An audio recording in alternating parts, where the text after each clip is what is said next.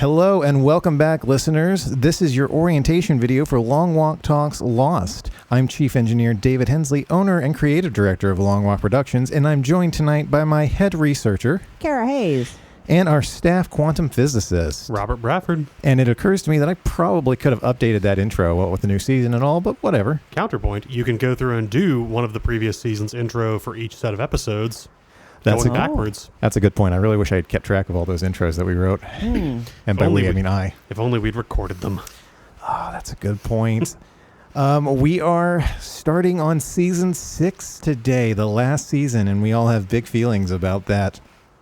But before we dive into discussing the first 3 episodes of season 6, we had a themed drink as usual, but we changed things up a little bit. Robert had a great idea. Tell us about it, Robert. So because the two-parter that opens this season is titled LAX and in fact depicts a version of 815 that successfully returns to Los Angeles, I remembered the scene in the pilot that gets recreated here where Cindy, the flight attendant, hands Jack 2 bottles of airline liquor after he admits that his drink is not very strong.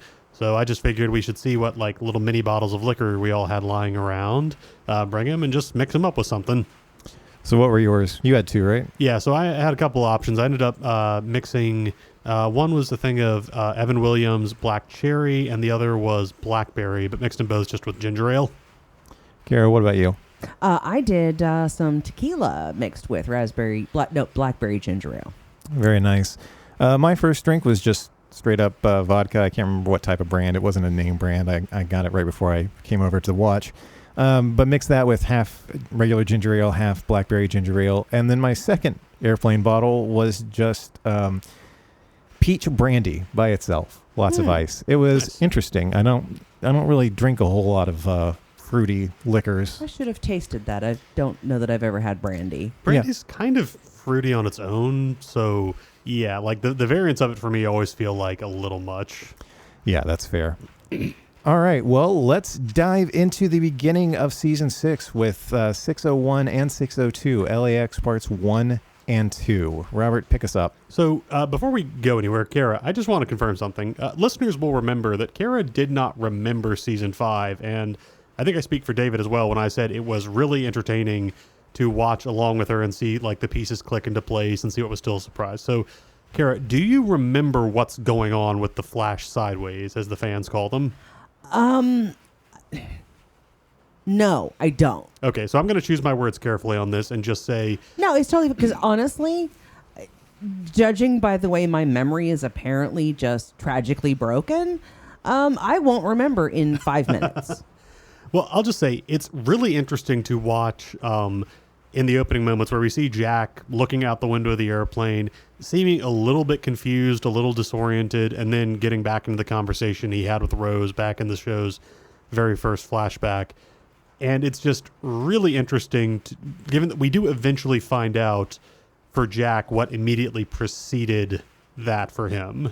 In fact, it's a bit of a spoiler to say, but the entire 6th season is kind of a cycle to that point. We are going to end this season and this show on Jack's experience immediately before that moment picks up. And that's just very neat to me. And we also see it a little bit later when he and Rose talk about how Bernard went to the bathroom, except in this, in the original version, the plane crashed and broke apart and Bernard was separated in the tail section. Here he returns and gives Rose a kiss and says, "I missed you," before sitting down next to her again, which I think in the moment it's easy to just, we're all in the glow of Rose and Bernard as the show's sweetest couple. But again, what we eventually find out, that line just has another really beautiful layer of meaning. So, yeah, just it's. I think this is a show. I would say 5 is both interesting it's fascinating to watch the first time and to go back and see the clues. Season 6, I will say, is really good the first time, but watching it, knowing where it's all going, I think it's better. Picks up more. I agree because, I think we both had the same thought. As soon as that episode started, 601, we looked at each other like, okay. And we will revisit that at the end of the season, I'm sure. But with the flash sideways, this is going to be a whole season-wide thing. We're going to be talking about the variations between the original timeline and the altered Flash Sideways timeline. And Robert pointed out, and I forgot to note it, I started numbering these, but the actual first variation that comes up is Cindy the stewardess gives Jack one airplane bottle of vodka and not two. Just a minor difference between the two timelines. But the first one that I noted of any importance is that Desmond is now on Flight 815, which he was not originally. He was already on the island. Yeah, he takes a seat next to Jack, saying that he just wanted to get away from his previous seatmate. And Jack seems to recognize him, which original 815 Jack also would have. The two of them had met years before the plane took off. But yeah, Jack just continues to seem disoriented, and Desmond doesn't confirm that they know each other or seem to recognize him either. But we get the first brilliant twist of the season right after that.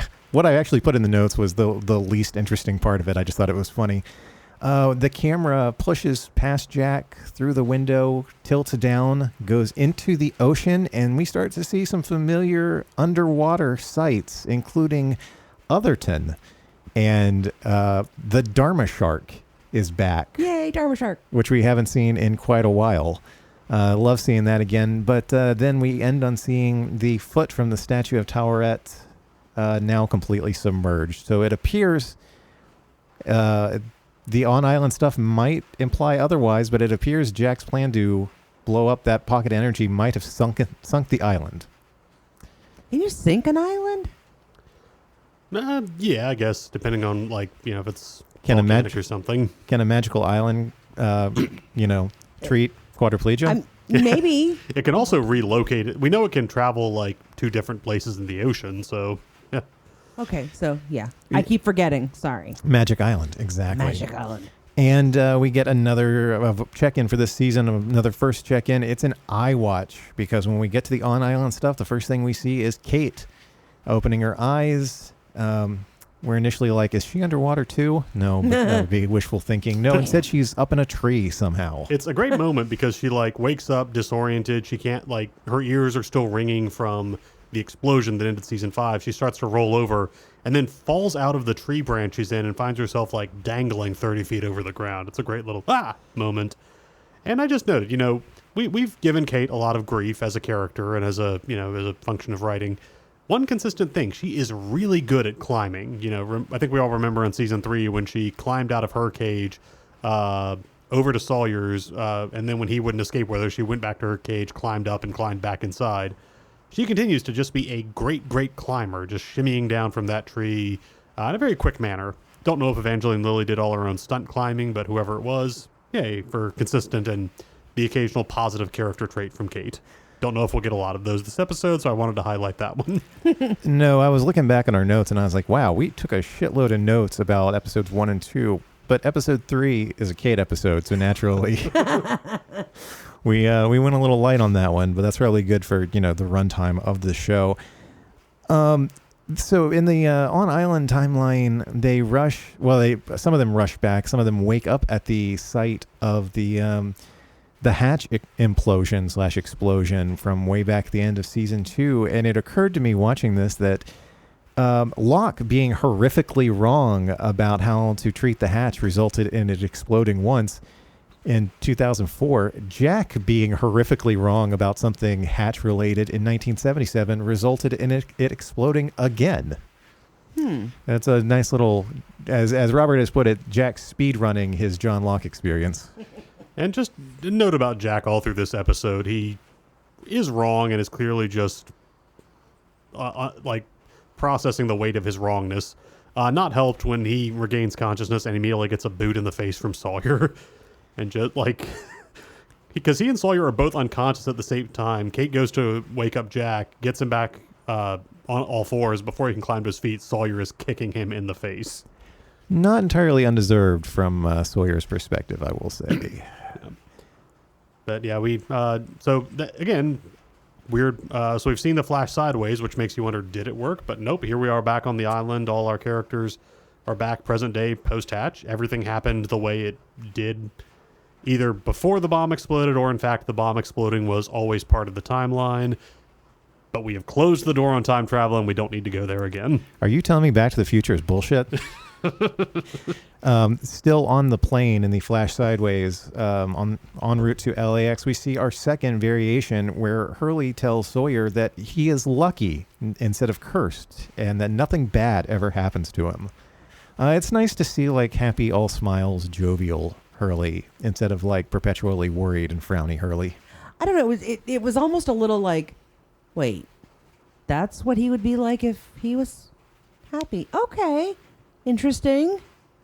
Again, I'll just say, given where Hurley's journey ends on the series, the idea that he is in the Flash Sideways, just peaceful, content, and just feeling like the luckiest guy in the world, very, very nice bit of cycle storytelling.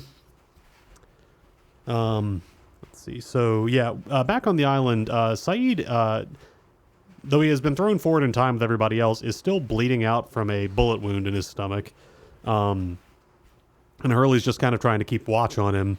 And Saeed asks, once I die, what do you think will happen to me? And, mentions the terrible things he's done and just kind of matter-of-factly states that, he's pretty sure he's going to hell or whatever bad fate awaits.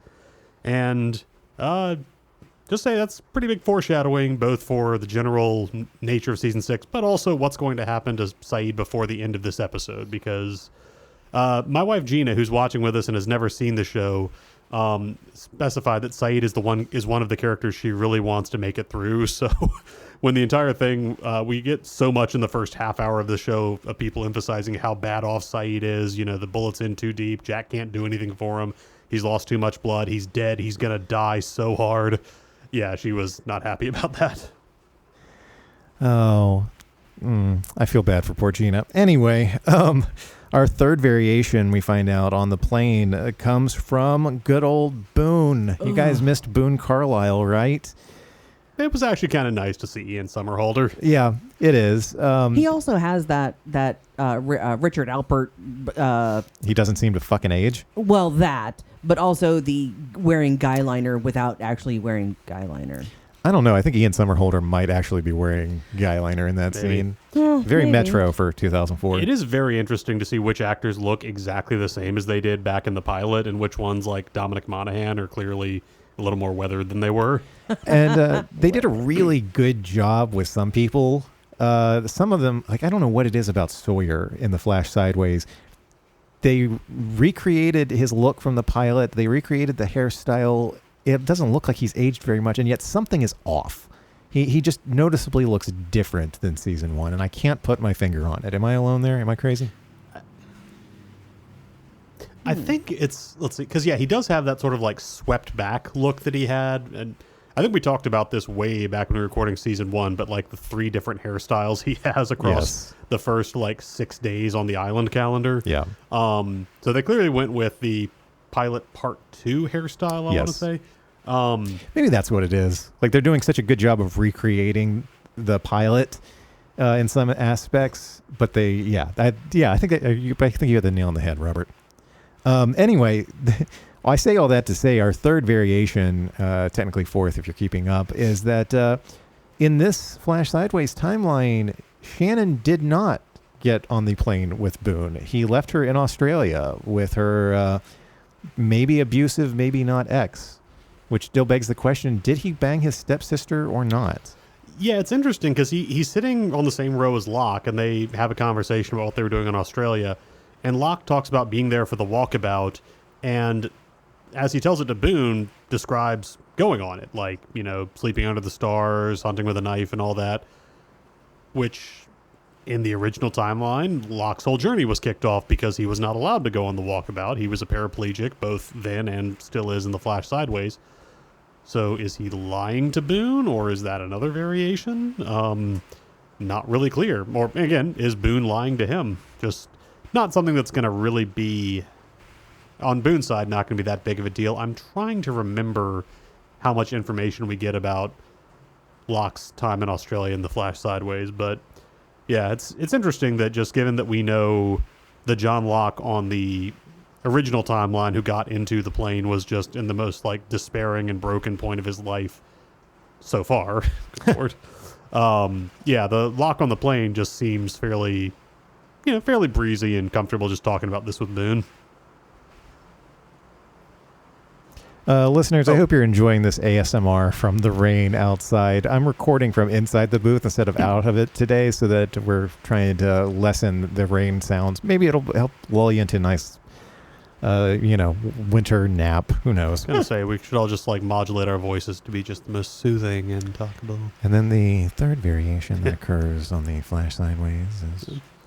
So, lucky for Jacob, meanwhile, who died at the end of Season 5 and is confirmed to be very much dead, he is on an island with not one but two people who can communicate with the dead, although Miles needs a body, so we're not sure if that'll work for him. But he does appear to Hurley, who's, again, watching over Saeed, and kind of matter-of-factly tells Hurley, "I died an hour ago." And Hurley, given how crazy his day has been, just kind of rolls with it and goes, "Sorry, dude, that sucks." And then Jacob promptly gives him some instructions on how he can save Saeed by taking him to the temple. But yeah, good to see that Jacob, again, I really like Mark Pellegrino's role because he seems authoritative but not warm exactly. You kind of trust him but don't at the same time. There's a very easy way to play this character as kind of like a messiah figure that you just immediately like. And instead, yeah, Jacob is just mysterious, but you don't feel as threatened by him as you do with, say, the Man in Black. You bring up an interesting point that I hadn't thought about, Robert, what Hurley's day has been like. We haven't talked about, what the last 24 hours have looked like for our main characters, because you got to take into consideration the last 3 episodes of Season 5 took place in the one after the other. So to them, their day started with Faraday arriving back on the submarine and telling everybody he's got this plan. And then the next morning, he convinces Kate and Jack, he convinces Jack, but he goes off with Kate and Jack that he can change the future, that they can change the future together. They go to the other camp. He gets shot. They make the whole deal with the others. They go and get the core from the nuclear bomb. They take it back to Otherton, pack it up. Saeed gets shot. They drive to the site of the Swan Hatch, blow it up. Juliet dies. They jump ahead in time 30 years. It's now nighttime. And then it is very late at night or early morning when Jacob appears to Hurley. So, yeah, what a twisted 24 hours all these characters have had. Not to mention, Hurley didn't sleep for 30 years. Wow, I haven't slept for 30 years because that would be too long. Anyway, this had to have been back on the airplane. Yeah. We get our first Sawyer nickname check-in of the season. He calls Cindy the stewardess Earhart. Which, I mean, I don't know if Sawyer could mean it in that context, apart from just woman-plane connection, but Cindy, we do find out, is living on an island and presumably will never be seen by civilization again. So, yeah. More fit than he knows. And, never mind. That'll be spoilers for upcoming episodes. I think you probably know what I'm talking about. Yeah. Right after this, we get our 4th variation. They call for a doctor, which who doesn't want to be on a plane when you hear, is anybody on board a doctor? But one of my favorite jokes on social media is using I was on a plane and they called for a doctor, and the variant can be my English PhD didn't help the guy who was choking, but everybody was really impressed with my, Proustian dialectics. Yeah. I love those. Oh, what a great time for the rain to pick up. Hope that everyone listening to this is awake. And then we get another variation from the timeline. In this one, Charlie tried to swallow the heroin instead of flush it down the toilet, which resulted in him choking and nearly dying, which is why they called for Jack. Luckily for them, they had a spinal surgeon on board. Spinal surgery isn't going to do much for Charlie. Jack briefly considers giving him an impromptu tracheotomy with a pen. Which is a really fun reference to the fact that Ben suggested that when he was trying to resuscitate Rose after the crash back in the pilot. Yep. Oh, damn, I didn't even think about that. But Jack's pen is mysteriously missing. I wonder where that could have gone. Thankfully, they don't have to do that because Jack is able to scoop a finger down Charlie's throat and pull out that little tiny bag of heroin. His second breakfast heroin. Aw. Womp. Aw. It looks like my note got a little out of whack, but I think the one line that got me was when Charlie looked at Jack and said, "I was supposed to die."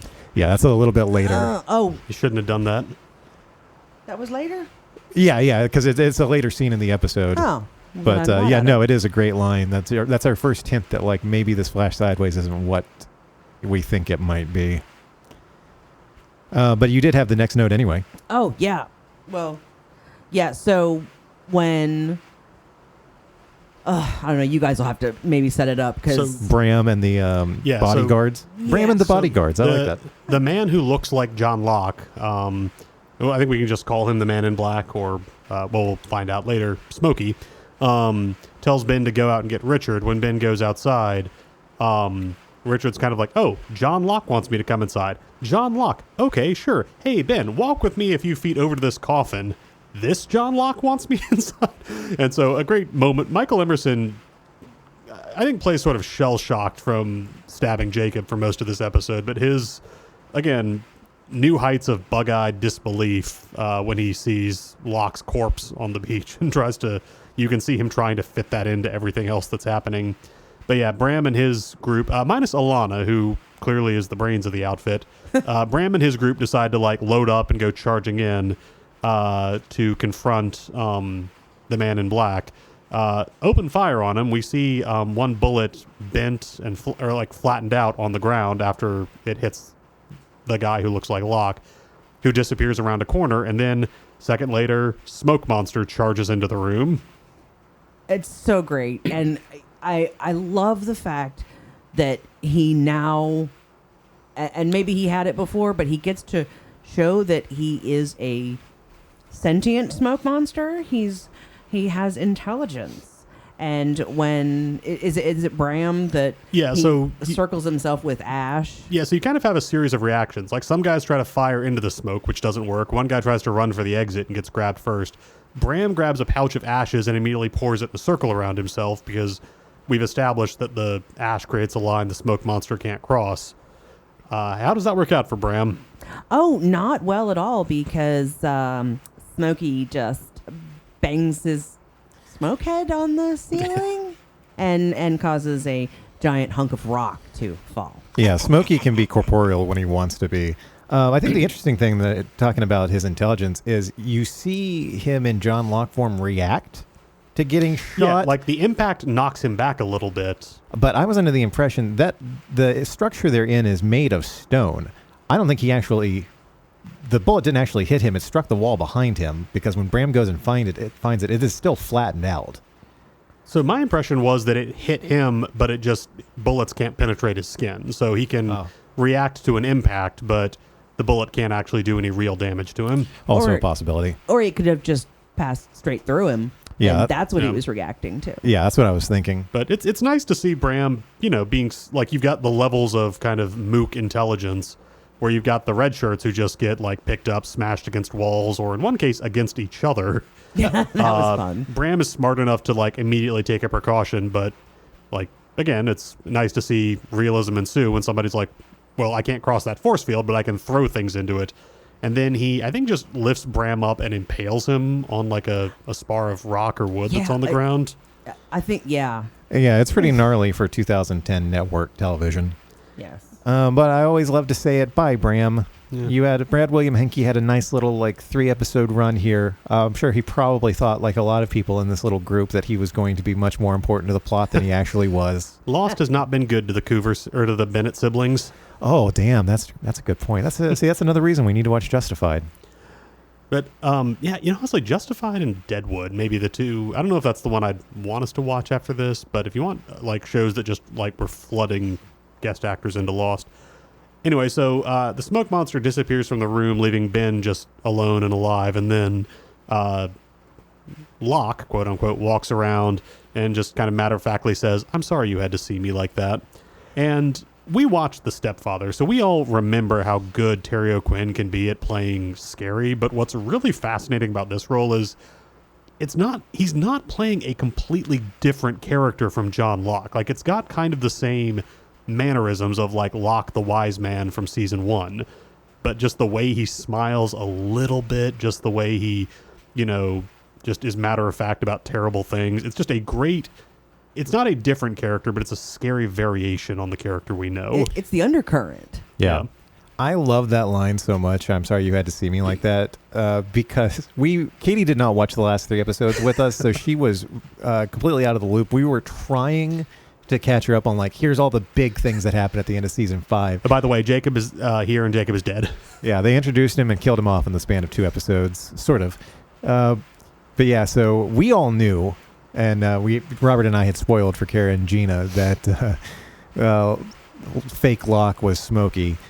Katie, I don't think we'd had time to fit that one in. So when he said that, she audibly gasped, and I was like, yes. Yeah. I love that. We have to correct something from earlier, because I think both in our end of season 5 episode and just now we talked about Juliet dying when the bomb went off. I always forget. No, we find out she is alive. She is under the rubble of the imploded hatch and calls out to them, and they frantically dig her out while she calls for help. Somehow. I mean, it was crazy at the end of season 5 when you find out that she got dragged by a chain down this pit and landed on her back. It was one thing to discover she had survived that and still had enough strength and mobility to smash a nuke with a rock. Finding out here that she also survived the nuke going off is even crazier. But honestly, she probably saves Jack's life because this gives Sawyer a distraction from his "I'm going to kill you for this" energy towards Jack for the whole nuke plan. They managed to get all the debris off. Sawyer crawls inside and gets to Juliet. And at first she's saying "Oh, it didn't work." She seems kind of coherent, and then she starts hallucinating ? She says, "We need to get coffee sometime. We can go Dutch." And Sawyer's trying to just keep her calm and get her out, but she finally says, "Kiss me," and he goes, "You got it, Blondie." And just want to bookmark that exchange because it's going to be another really wonderful moment in our future.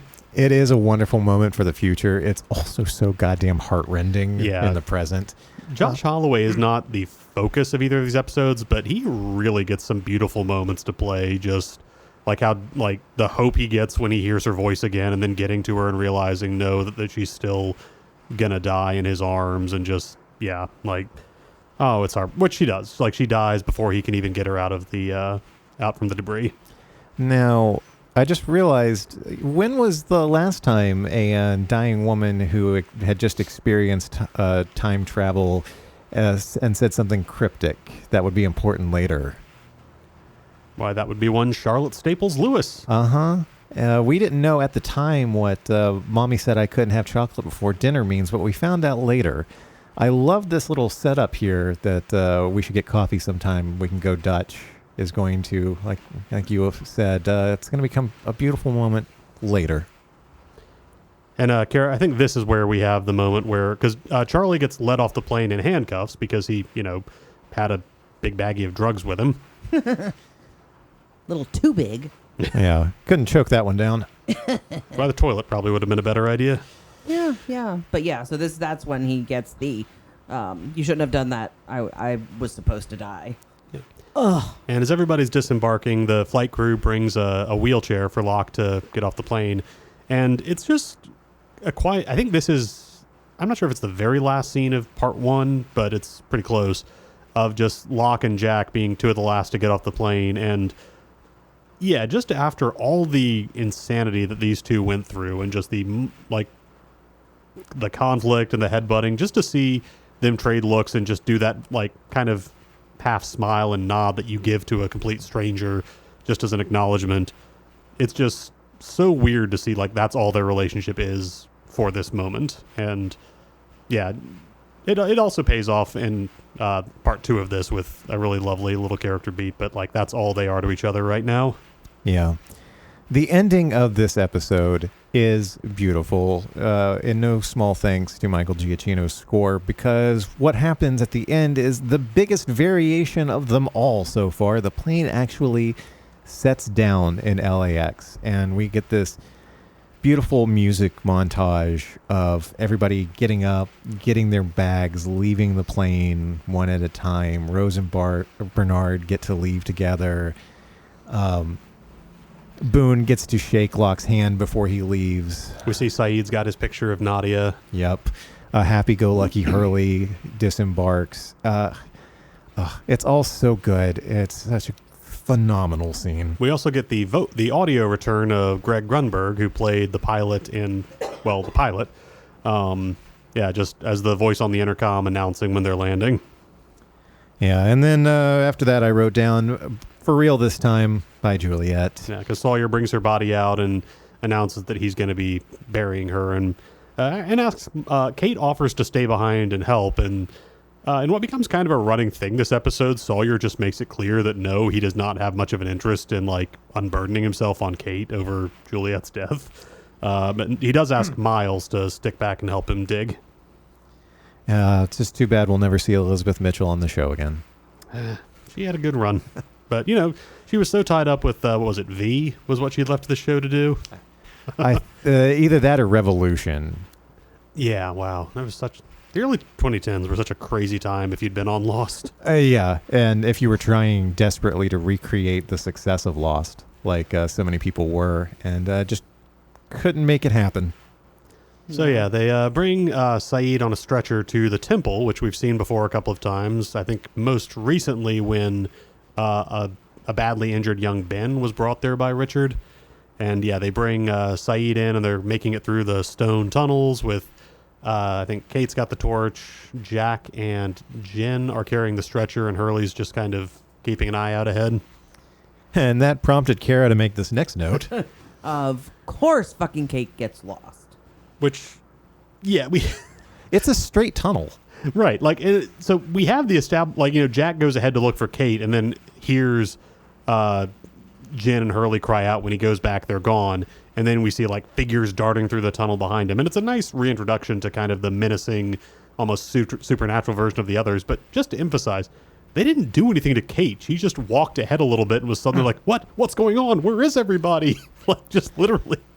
Object permanence apparently got the better of her again. It's a trait that she got from Aaron. It's a nice little callback to season 5 as well, that as they're going through the tunnel to the temple, the temple tunnel, they have to very carefully navigate around the hole that Ben fell through. That's right. That was one of the last times we saw him. Yep.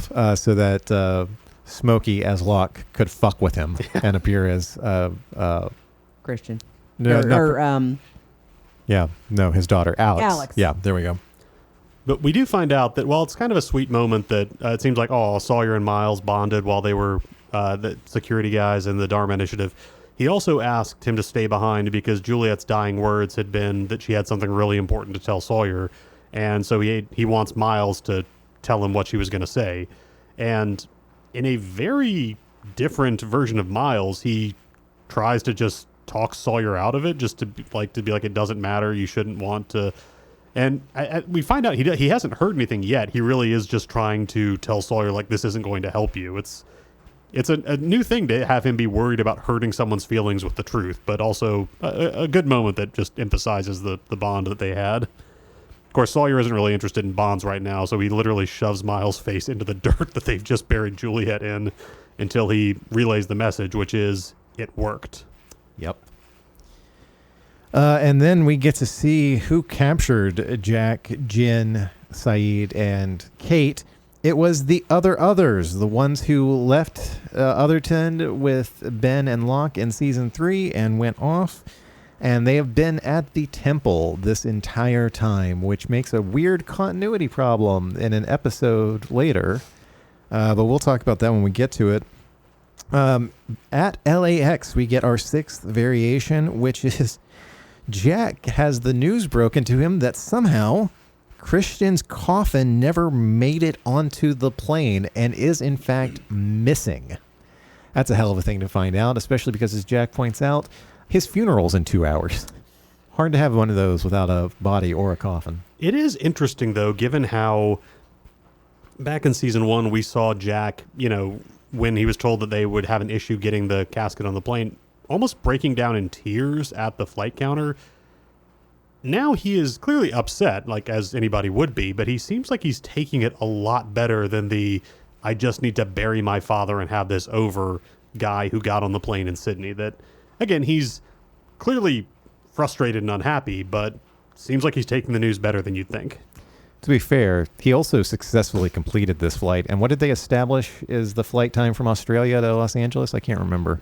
Like 14, 15 hours, something like that. Yeah, so he's probably had a nap. He's had a few drinks. Yeah. He's dehydrated. Yeah, probably. But so back at the temple, we get two guest actors who are going to be sticking around for a while. And especially in retrospect for me, I'm just so very happy to see them. We have Hiroyuki Sanada, the wonderful Japanese actor, just a legend in Japanese cinema, especially for kind of historical epics. And a guy who's made more of an international mark with roles in movies like John Wick Chapter 4, The Last Samurai, other things like that. Avengers Endgame. Yes, Avengers Endgame. Where he's kind of criminally underused in that. Yeah, very much we need a guy who's like credible as like a threat for Jeremy Renner to kill. Let's get Sonata in there. He was also Scorpion in Mortal Kombat. He was. And he was on Westworld as well. Yeah, and I think recently just won both Emmys and Golden Globe, or an Emmy and a Golden Globe for his role on Shogun. So he plays Dogen, the leader of the Temple faction of the others. I think I let a lot of philosopher names kind of drift by in season 5 because we had so much going on, but I'm just going to note that Dogen is the name of a Japanese monk and philosopher who founded the Soto school of Zen Buddhism. So just a shout out to that. I don't know nearly enough about Zen Buddhism to talk about how that maps onto his character, so I'm not going to try to. We also have John Hawkes playing... yeah. I have to get myself not to say John Hughes. That's always been a problem with this actor. Wonderful, wonderful actor. Was on Deadwood as Saul Starr, Eastbound and Down as Danny McBride's brother. Just fantastic as Teardrop in Winter's Bone, the role that gave Jennifer Lawrence her breakout. I think he was in... Okay, I'm not going to go off his whole filmography, but love this guy. He plays Lennon, the other, who has like the long hair and the glasses, but they don't ask him to do a British accent, which is probably fair. Yeah, the name is a little on the nose. But, you see these two guys pop up and, whatever you're watching is instantly going to be better. It is funny that, again, his name is Lennon, and one of the first things he says as the translator for Dogen, who only speaks Japanese on screen for his first couple of scenes, he trades a little back and forth and then just matter-of-factly says, shoot them to the guards, until I think it's Hurley is the one who has the presence of mind to shout out, Jacob sent us. Yeah, it's interesting. In the first, for the first season and a half, it was like, oh, these names are fun little Easter eggs if you're a philosophy nerd. By the time we get to season 5, it's like they're going, do you get it, you fucking nerd? Do you get it? Her name is C.S. Lewis. You get it? But yeah, so wow, there's a lot that goes on there. We find out that Hurley's guitar case this whole time has contained a giant, I think it's an Ankh is how you pronounce it. Yeah. Which is just, I joked about it being made of chocolate, but it actually is. When they break it open, there's just a piece of paper inside, which is really all they need. It's a list that I think is implied to have the names of all the remaining candidates, which includes everybody in the temple currently. They take Saeed in and try to treat his bullet wound via the medically questionable method of drowning him, of taking him to a pool of magic water and just holding him until he stops struggling. Yeah, now see, drowning somebody in a regular pool, that's medically questionable, Robert. Drowning somebody in a magic pool... On a magic island. On a magic island. Now, attempting to do it after Lennon points out that there's something wrong with the water, that should have given them pause. You'd think. Because I guess that water is normally clear, and here it is very much not. But yeah, so Saeed struggles, then goes limp before they finally take him out. And Dogen announces that he's dead. Jack attempts to provide CPR, which logical thing to do. Kate comes up and after like 15 seconds, if that, is like, Jack, it's no use, which is not at all correct when somebody's just drowned in front of you. You should absolutely keep trying CPR as long as you can. Something they should know, because back in season 1, Jack iconically punch-shouted someone back to life. And he's so broken now that he does not do that. Just, come on, Saeed, come on! He just gives up and everybody's sad for a minute, but... No myocardial thump this time. Wow, yeah, I loaded up the notes on this last thing. Yeah, so... We tend to alternate. Yeah. Sometimes I look down and I'm like, fuck, I'm the only one taking notes this episode. And then sometimes I look down and I'm like, fuck, Robert's the only person taking notes this episode. We've kind of skimmed over a lot of it, but Kate tries to... She stole Jack's pen and tries to use it to pick the lock on her handcuffs. Because in the flash sideways. Mm-hmm. And in a nice bit of realism, no, she can't do that. It's really hard to pick the locks on like official, like law enforcement grade handcuffs. So she ends up just like knocking the marshal unconscious and then running away with her arms covered. Eventually making, in a nice touch, she smashes his head against the sink of the bathroom, and he winds up with a bloody wound on his head in the same place that he was struck by by a piece of luggage in the pilot. So like, oh, like that. What's the opposite of a variation? Just where like the History same thing repeats. happens for Kate, has the criminal smarts enough to take his jacket to drape over her hand so people won't see the handcuffs. She doesn't have the forethought to take his fucking badge because she's like, oh, this guy just broke in here and assaulted me, and then she runs off. He'd take his badge. That way, when he gets up and he's like, no, I'm law enforcement, they're going to be like, okay, well, let's see your badge. Yeah, we could have bought herself a little time. But yeah, instead she makes it to the cab stand as, security is alerted to her.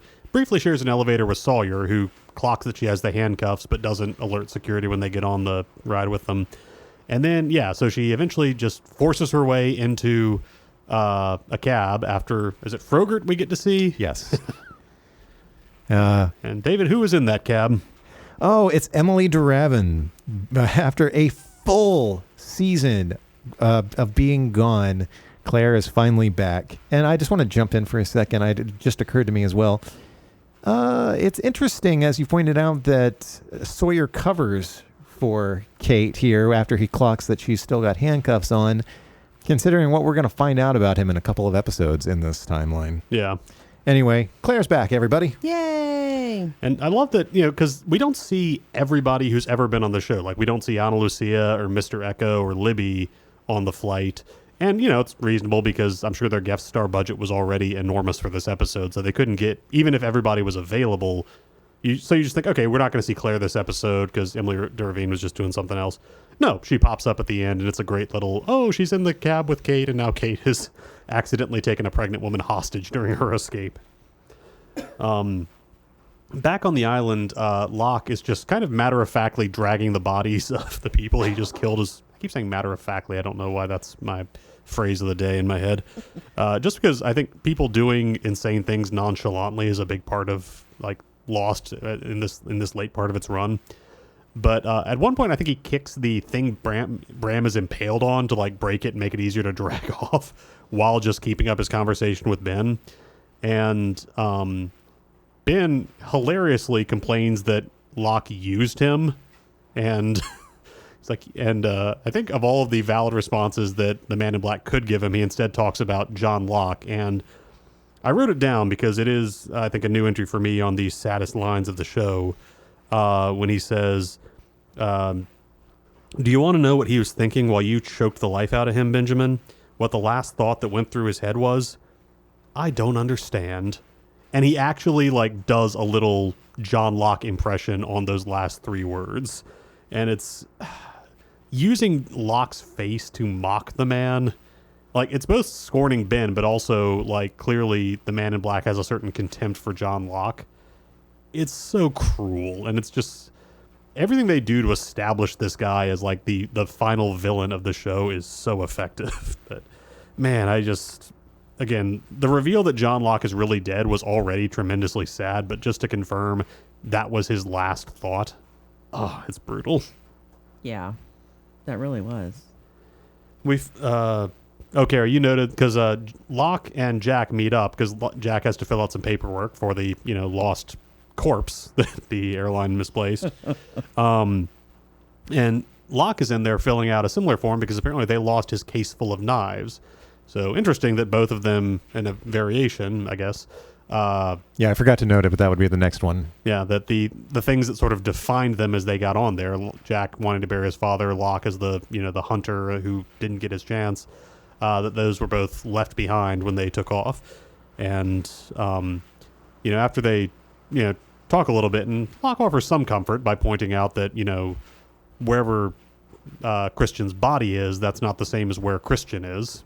An interesting perspective given what we need a shorthand for what we eventually find out about the Flash Sideways.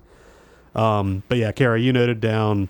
I loved the so Jack asks Locke, how did he become paralyzed? And then he's kind of like, oh, I'm a spinal surgeon, so, and Locke's like, no, it's irreversible. And Jack just looks at him and says, nothing is irreversible. Which is a bold statement to make from a doctor. But I love that, again, this is, Jack is the man of science and Locke is the man of faith, but Locke is the one who just, accepts the scientific reality, and Jack is the one who asks him to consider that maybe something incredible could happen. And again, after the payoff that they were just two guys who happened to be on a plane together in this reality, Jack takes this moment to just decide, you know what, this guy, he's not my patient, he's not anybody to me, but maybe I could help him. So he gives Locke a card and asks him to come by if he ever wants a free consult. They're getting a lot of mileage early on out of mirroring season 1 with these first 2 episodes being ensemble episodes. We're back into having character-centric stuff now because, much like episode 3 of season 1, where, we would find out after the fact Kate was supposed to be the main character of this show. And I think in retrospect now we can all thank God that she wasn't. Or maybe if she was, her whole arc would have turned out very differently, and it wouldn't just be about how horny she is and how sad. I have a high enough opinion of Evangeline Lilly as an actress that I think if they'd had a more coherent arc for her and like a good thread to give her from episode to episode, yeah, I think they could have done something well there. Because if they had killed off Jack, then there wouldn't have been a love triangle to have. So it would have just been, her and Sawyer from the start. Or it would have been just Sawyer was in a love triangle as well, but there's enough else going on with him that it never feels like that's all Sawyer is. Right. Well, much like season 1, where episode 3 was a Kate episode, now season 6, 603 is also a Kate episode. What Kate does is still be a shitty fugitive.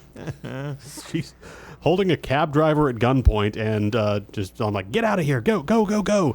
And then the guy, because it's an airport, so, you have people, crosswalks, you have tight traffic. We have Dr. Arst, who we already saw on the plane, but his baggage cart gets knocked over and he's picking up his bags. And so Kate's just in traffic, like trying to tell the cab driver to go. And the guy's just like, I can't. What are you talking about? Poor beleaguered Dr. Arst, though. When the guy does finally go, he runs over some of Arst's luggage. Which he didn't have the spiders on the plane, right? No, he got them on the island. Right, and there's no dynamite in his luggage, so arguably he's got a better fate here than he did on the island. Actually, I don't know why I said arguably. Having your luggage run over is infinitely better than getting blown up with an errant piece of dynamite. I guess. But yeah, so as I said, we are back to having character-centric episodes after season 5 sort of did away with it for a little bit and then played with it for a little bit. Yeah, we're kind of getting to see what people are up to in these flash sideways versions.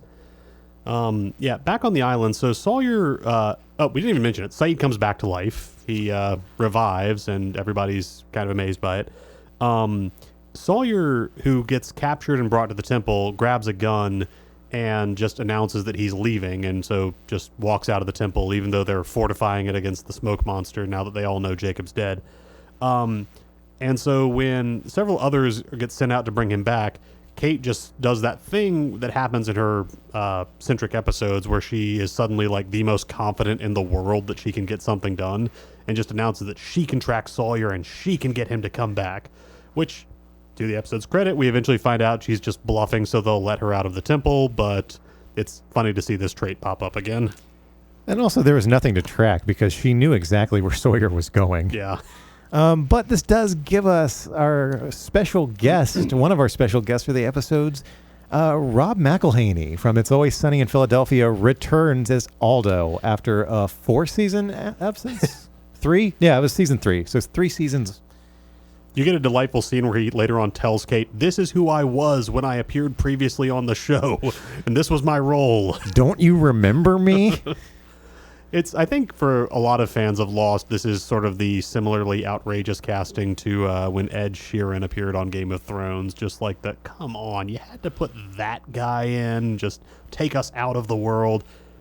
I think McElhaney is fun. I think he's a little too like when they're trying to have Dogen and Lennon and like all the mystique of the temple build up the others again as like a credible force to stand against the Man in Black, he just feels like, I mean, a jerk from Philly. I was about to say the exact same thing. Yeah, it just feels like Mac in others garb. His plane just landed on Hydra Island, and he left Dennis and Dee behind. Now I'm picturing a spinoff where like Charlie, Frank, and like the whole Patty's gang are just stuck on Hydra Island while like the gang gets lost. Please, somebody write that fan fiction. We'll read it out loud. We'll do a dramatic reading of it. We get a fun little character scene that ultimately doesn't really matter that much, but it's a nice little, I don't know, bit of flavor. Kate eventually does let Claire out of the cab, but because the driver makes a break for it, Kate jumps into the driver's seat, lets Claire run off, but insists that she leave her bag. So Kate has like a change of clothes and some other stuff she can use. Drives to a machine shop or a garage so she can get someone to, and tries to threaten the guy to take the handcuffs off her at gunpoint. And the guy in the garage is just kind of like, yeah, you can't force me to do that, but if you pay me, I'll do it. And so she gives him $200 and he's like, okay, yeah, no problem. And I'm not going to do another filmography list, but Jeff Kober plays the mechanic guy who, if you ever watched Buffy or Angel, he's played like 3 different demon characters on those shows. Really, really fun character actor face. And it is worth noting here, because Rob McElhaney is in the episode, Jeff Kober was on an episode of It's Always Sunny in Philadelphia where he played a gun reseller that Dennis and Dee try to rob at gunpoint at a gun show. So naturally, everyone else turns around and pulls their guns on them.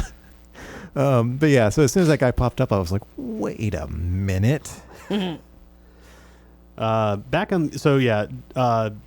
The Temple others are not so thrilled about Saeed's revival. So Dogen ties him up, puts electrodes on his body, jabs him with a hot poker, all that fun stuff, which they call it.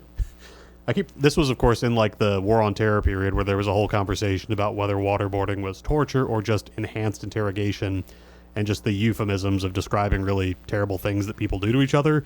Here, everything Dogen does isn't torture. He's diagnosing Saeed.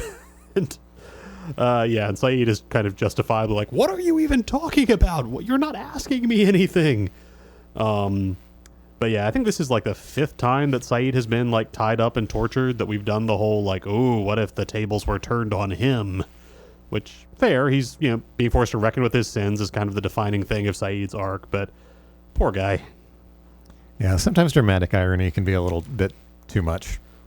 Yeah, back in the Flash Sideways, Kate, when she opens Claire's luggage, she just finds basically a giant bag full of guilt with like, I think it's like pictures of her ultrasound. No, not ultra. Like she's got like baby clothes. And like a Polaroid of her being pregnant. Yeah, and a little stuffed orca. And just, like, again, Emily Duravin already has like just like the sweetest little sister face in the world. But yeah, so Kate feels bad and goes back to get her in the stolen cab.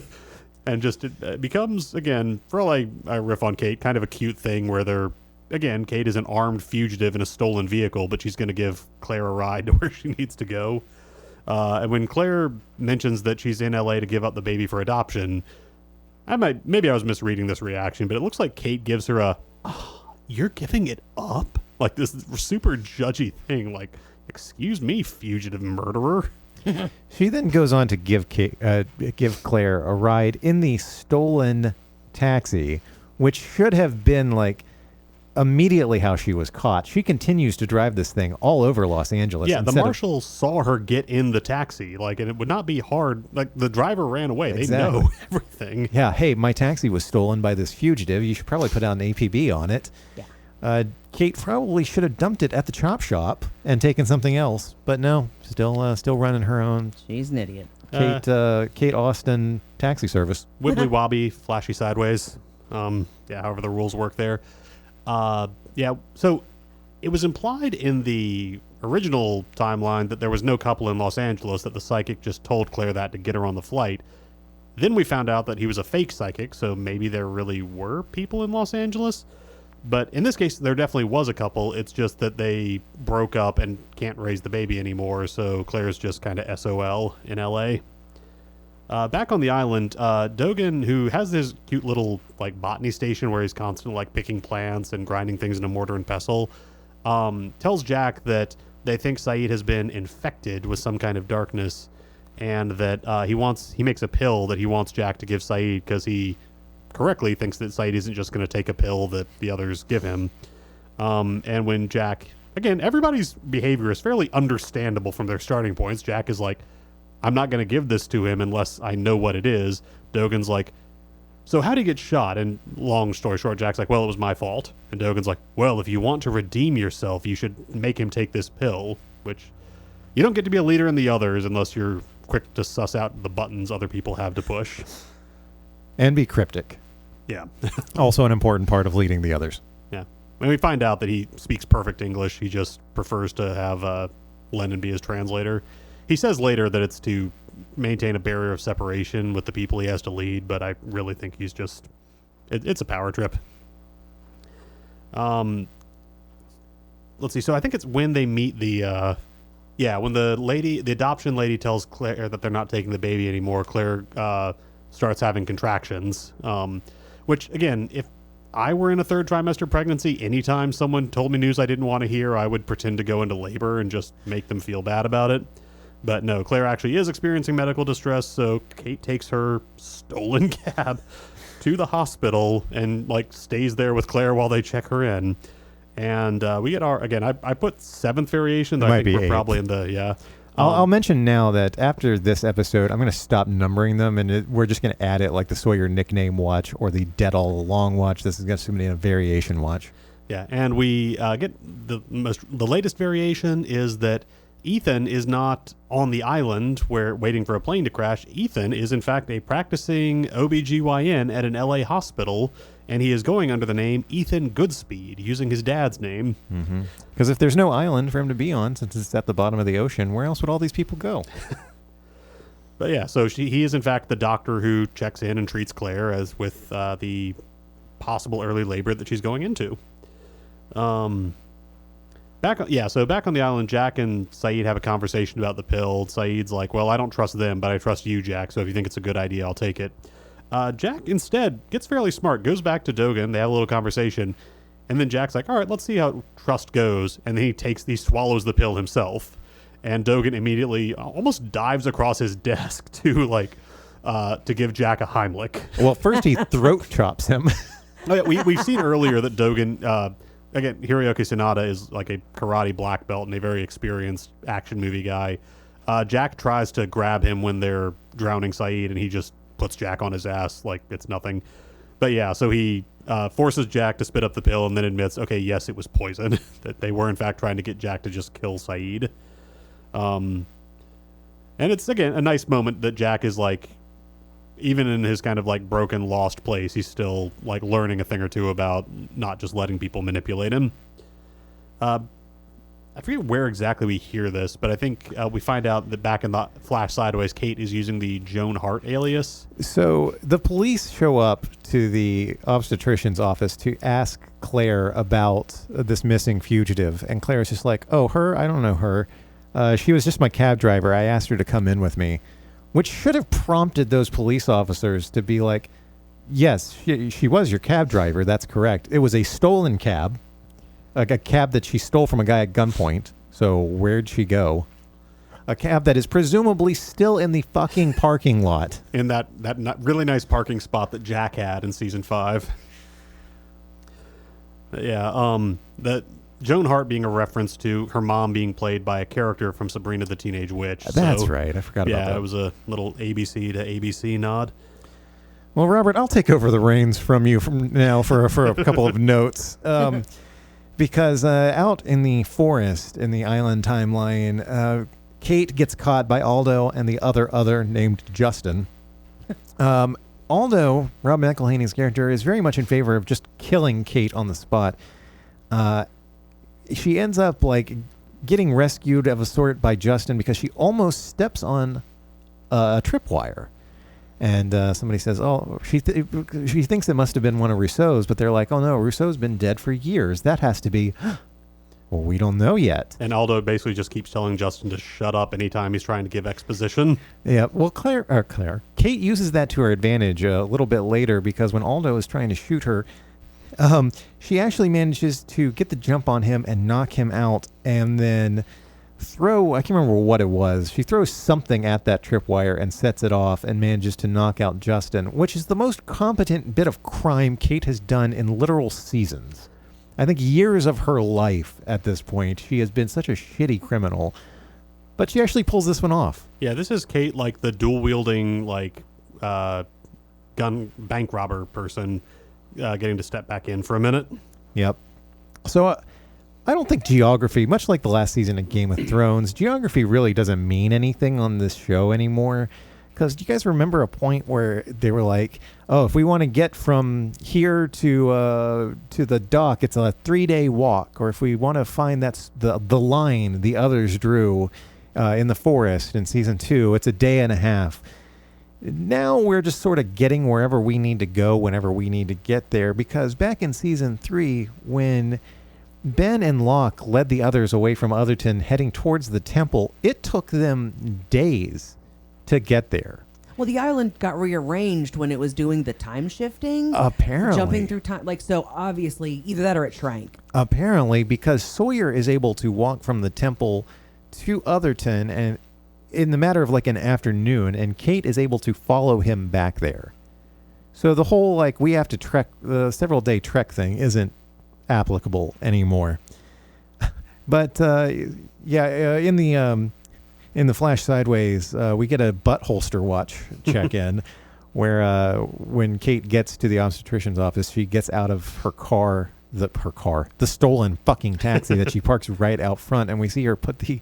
Sometimes possession is an abstract concept. Yeah, she puts the stolen gun in her waistband behind her back, in her butt crack, in low-rise khakis, and then has to awkwardly like pull that shirt down over it. But yeah, no, that sort of concealment would not work out very well for you.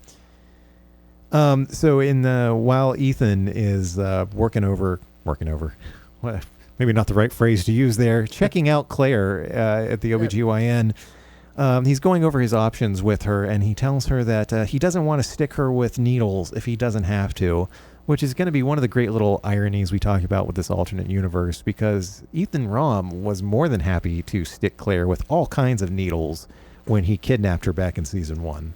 It's also just wild to see him, because you keep waiting for like the shoe to drop to be like, we're waiting to find out what's going on with these Flash Sideways. Is he gonna like take some secret sample? It's like, no, he actually just gives her good medical care, like calms her down, just assures her that like she's okay, the baby's okay, does a quick ultrasound so she can hear the baby's heartbeat. And it's just kind of, he's in this timeline, Ethan is apparently just a good doctor who does right by his patient. I'm going to just note that it's interesting that something we'll see across these Flash Sideways are characters having kind of an unfinished business, like one last thing that they need to get taken care of. And also that their ways of going about that tend to bring them close to other 815 passengers. So, Kate decides that, well, she's a fugitive, she needs to get out, but she wants to help this one pregnant woman that she, briefly took hostage. And that ends up getting her a chance to see Aaron, the baby that she raised for 3 years, and, ultimately and connects her to the person that she went back to the island to find. Yeah. Well, we find out that is Kate's ultimate reason for coming back to the island in the first place, because she makes it to Otherton and finds Sawyer, and he turns out, like I said, she knew exactly where he was going. There was no need to track him because he went back to him and Juliet's house from 1977 where he had hidden something 30 years earlier, or like a day earlier for him. And he retrieves it. Kate keeps trying to tag along, and he very much does not want Kate to tag along. And we find out that the thing he went back to the house to retrieve was an engagement ring that he intended to give to Juliet to ask her to marry him. Hopefully, I mean, this scene is just heartbreaking because Josh Holloway does such a good job across these 3 episodes. Very emotional reactions from Sawyer with his little breakdown to Kate and then standing up and throwing the ring out into the ocean or into the lake. And God, I can't remember if it is or not, but I hope this is the end of that stupid love triangle, quadrangle, whichever angle it was. That's got to be the last nail in the coffin, right? Because I think we finally established Juliet was the love of Sawyer's life. If he in 2 or 3 episodes ends up flirting with Kate again, I'm going to be very disappointed. I will say it's a very nice. He threads a needle well here, where it's clear that he needs to express this stuff, like the guilt he feels for persuading Juliet to stay, and like the feeling that he's just responsible for it all, while also making it clear he's saying this because Kate is just the closest set of ears. He is not seeking comfort from her. He just needs to say this, and as soon as he's done, he turns and walks away. Like, he's not looking for a hug or a shoulder to cry on, and sure as hell not sad horny sex. And he's also not doing it to hurt Kate. You know, it's not like, oh, get away from me and here's why.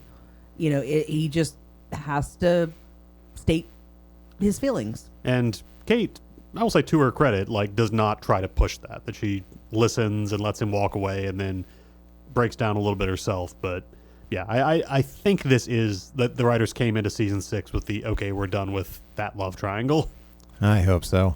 I think our notes might have gotten slightly jumbled here because the last thing that we have is I said bye Aldo. Did him getting knocked out by Kate was the last thing we saw of him, right? No, because Jen, we didn't mention it, but Jen goes out with them because he wants to find if Sun's on the island now that they're back in the present, and tries to ask about the other plane, the second plane that landed, Ajira 316. Another thing that poor Justin tries to answer that question before Aldo tells him to shut up. But yeah, so Jen goes running off on his own. Aldo and Justin track him down. Jen steps in a bear trap while trying to evade them, and Aldo looks ready to just kill him because Aldo's a jerk. And then Aldo and Justin both get shot by an unseen person who turns out to be, and we get that great moment in Lost where you see a character process it, react, verbalize, and then we actually see what they're looking at. So blonde figure steps out of the forest, Jen's face, Claire, and we get to see Emily DeRavin with her, on a show full of people who maintained magnificent hair on a desert island. I think we all would probably agree her Goldilocks was kind of top of the game, with an absolute squirrel's nest on her head, looking her Rousseauiest over a rifle as she stares at Jen. Which I think she actually might be holding Rousseau's rifle. But yeah, we find out that over 3 years she has gone full Rousseau survival mode. That was her trap that Kate, Justin, and Aldo encountered earlier, and that Kate set off to surprise them. And we didn't really mention it, but after Dogen admits that they were ready to just kill Saeed, or actually to trick him into killing himself, which it implies is something that needs to happen. They can't just shoot him, even though they're worried about him being infected. Jack asks how they can know that that's happening to him, and Dogen says, because the same thing happened to your sister. And so we get a clue that Claire is even less right than 3 years alone on an island in the jungle would make you. Yeah, but hey, a full season away, and she gets to come back in more than just the Flash Sideways. We get to see sweet, innocent little baby Claire and crazy survivalist Claire in the same season. It's a nice little dichotomy. But that's going to wrap us up for those 3 episodes. I'm excited to be back, but also a little bit sad that we got 14 episodes to go now. But we can jump back in now because it's February, and at this point in time, the mid-season hiatuses for all the shows, or for the first 3 seasons, would be over, and the last 3 seasons, God, words just trip you up sometimes, don't they? The English language. The last 3 seasons would be fully underway at this point, so all of these happened at roughly the same time. February 16th, 2005 was episode 116, Outlaws. And then on February 15th, 2006, episode 214, One of Them. Valentine's Day, February 14th, 2007 was 308, Not in Portland. The next year, again on Valentine's Day, February 14th, 08, it was episode 403, The Economist. February 17th, 09 was episode 506, 316. And we're almost watching these 16 years after the fact. Nice. Because on February 16th, 2010, 16 years ago tomorrow, from when we're recording this episode is releasing later this week. But on February 16th, 2010, episode 604, The Substitute, which will be the next episode that we watch whenever we get together. Wow. Oh, man. Good stuff. Any last thoughts before we wrap this one up? I'm just going to say, like, I talked about something I loved in season 5 being just the ambition of this sprawling, time-jumping thing. Season 6 is incredibly ambitious in a different way, which is you've got only so much real estate to wrap up this show that fans are so invested in all the stuff they want. And to take so much of that time and just make it these sides, like whatever the Flash sideways are, you can try to figure it out, but they're clearly not tying into what's happening on the island the same way that the flashbacks used to, or that the back and forth of season 4 and 5 did.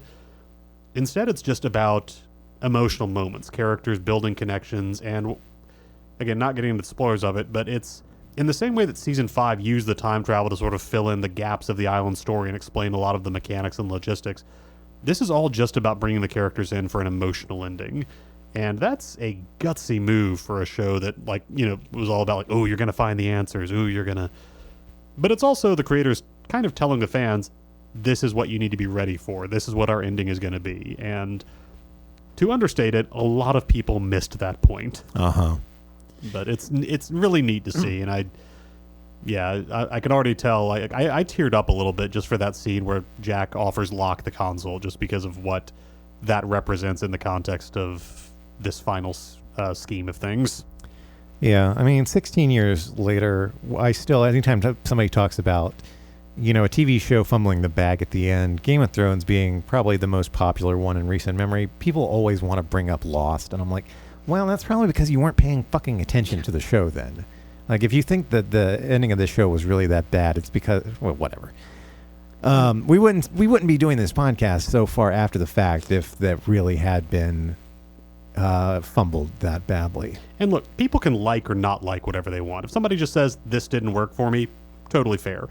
But the version of the show's ending that people criticize is just not the one that existed, and that's what drives me a little crazy. Yeah, we'll have a lot to say on that when we get there, I'm sure. But in the meantime, Robert, you've got a show coming up that opens soon, don't you? Yes, working on a show called The Cottage at Fort Mill. It's going to be running in March, so if you're in kind of the Rock Hill, Charlotte area, check it out, Fort Mill Community Playhouse. I think our shows actually overlap one weekend. I was going to talk to you about that. I need to find a time to see one of the later rehearsals. Yeah. I would love for that to happen, and I'm going to try to make it to yours as well, because thankfully you have more weekends than we do. Cara, well, we're working on the same thing right now. We'll talk about that. But what are you reading or working on at the moment? I ain't doing shit. Oh, okay. I don't know. I just haven't had. It's been a little crazy. Not a lot of time. Yeah. I'm hungry. Yeah, no, that's fair. So I am directing and Cara is stage managing a production of The Complete Works of William Shakespeare Abridged as a co-collaboration between our theater, Free Reign Theater Company, and Winthrop University's Department of Theater and Dance. That runs March 8th through the... No, 4th. March 4th through the 8th. There we go. Wednesday through Sunday at the Johnson Theater Black Box. Tickets are available online. Follow us on Instagram or on Facebook to find out more, or follow Winthrop Theater on Facebook and Instagram to find out more. It's going to be friggin' hilarious. It is. In the meantime, if you want to keep up with Long Walk Productions, you can visit us online at longwalk.us. To see more of our original work or hear past episodes that are no longer streaming, you can follow the YouTube links in the show notes. Thank you for listening, and if you enjoy this show, please make sure to leave us a rating and a review on whatever platform you're listening on.